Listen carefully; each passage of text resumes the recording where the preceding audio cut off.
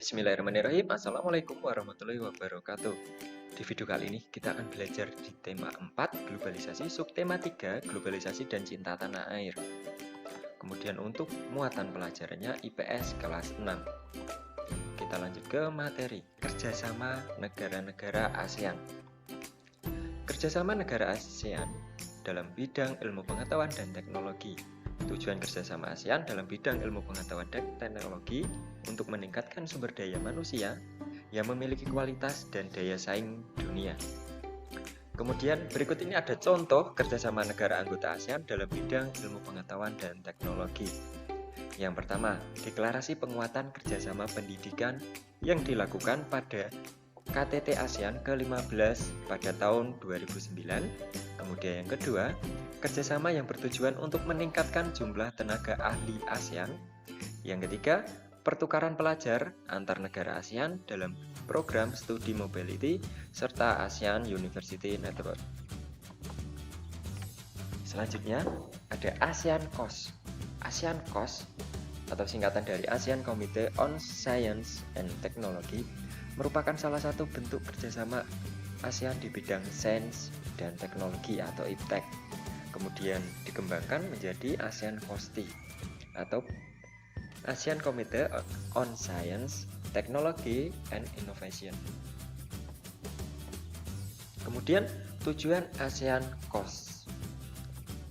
Yang pertama, memperkenalkan serta mengoptimalkan kerjasama dalam bidang sains.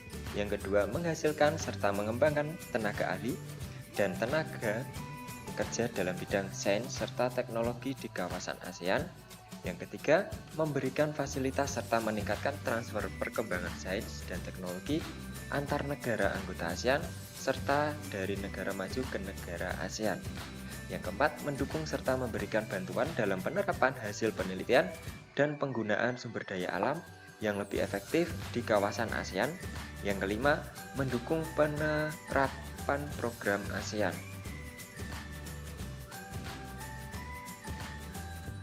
Kemudian ada tujuan kerjasama ASEAN. Yang pertama itu mempercepat pertumbuhan ekonomi, kemajuan sosial, serta mengembangkan kebudayaan. Yang kedua, meningkatkan stabilitas dan perdamaian. Ketiga, saling membantu di bidang sarana pelatihan dan penelitian, di bidang pendidikan, kesehatan, teknik, dan administrasi. Yang keempat, menjalin kerjasama yang lebih efektif guna meningkatkan hasil pertanian dan industri.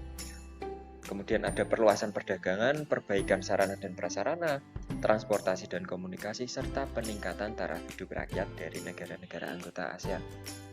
Yang kelima, meningkatkan kualitas pendidikan di negara ASEAN.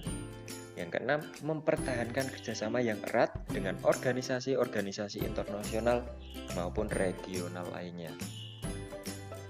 Selanjutnya ada kuis. Soal yang pertama, tujuan kerjasama ASEAN dalam bidang ilmu pengetahuan dan teknologi adalah titik.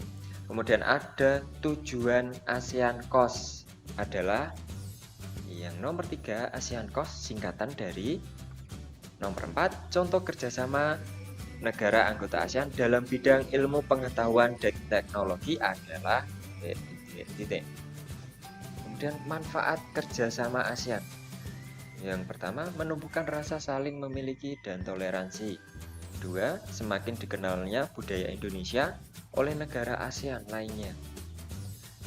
Ataupun sebaliknya. Yang ketiga, terciptanya kawasan yang damai, bebas, dan netral dari pengaruh negara luar. Yang keempat, meningkatnya investasi dalam kegiatan produksi dan jumlah ekspor. 5, semakin luasnya pasar internasional. 6, pemenuhan kebutuhan dalam negeri. 7, memperluas lapangan pekerjaan.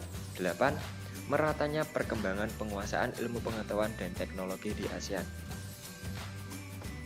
Sekian untuk materi kali ini. Selamat mengerjakan. Terima kasih. Wassalamualaikum warahmatullahi wabarakatuh.